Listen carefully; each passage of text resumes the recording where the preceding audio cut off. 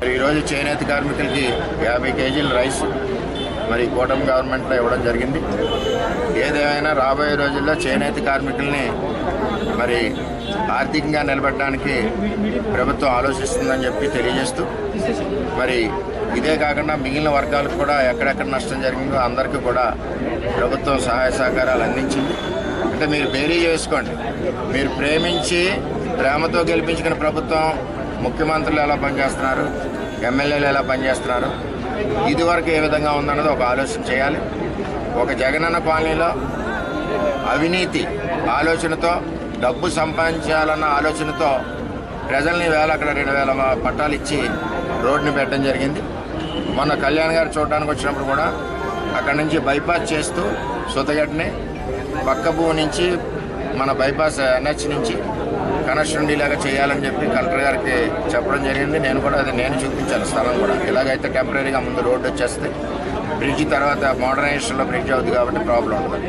అంచేత ఈ విధంగా పనిచేస్తూ ఉన్నాం అందరం కూడా, అన్ని పార్టీలు.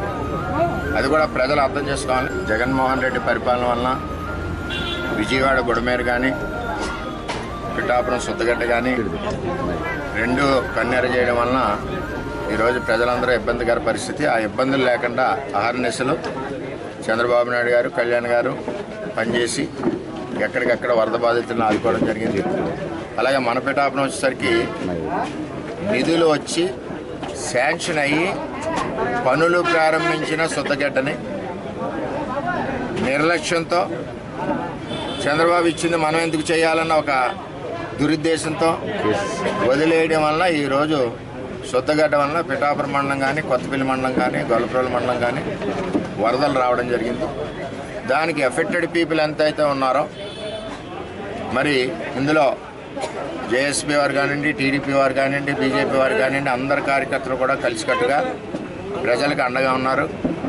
జరిగిన నష్టం ఎక్కడైతే ఉందో ఒకవేళ నష్టం ప్రభుత్వం గుర్తించిపోయిన అధికారుల దృష్టిలో పెట్టడం జరిగింది.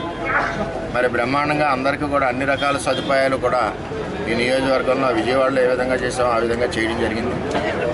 అదే కాకుండా జిల్లా కలెక్టర్ గారు కానీ, జిల్లా యంత్రాంగం కానీ, లోకల్ రెవెన్యూ యంత్రాంగం కానీ, కనెక్టెడ్ వేరియస్ డిపార్ట్మెంట్స్ కానీ అందరు అధికారులు కూడా రాత్రింపవళ్ళు నిద్ర లేకుండా పనిచేసినందుకు వాళ్ళు కూడా ధన్యవాదాలు తెలియజేస్తూ, మరి రాబోయే రోజుల్లో ఇటువంటి వరదలు రాకుండా ఆధునీకరణ మొదలెడతానని తెలియజేస్తూ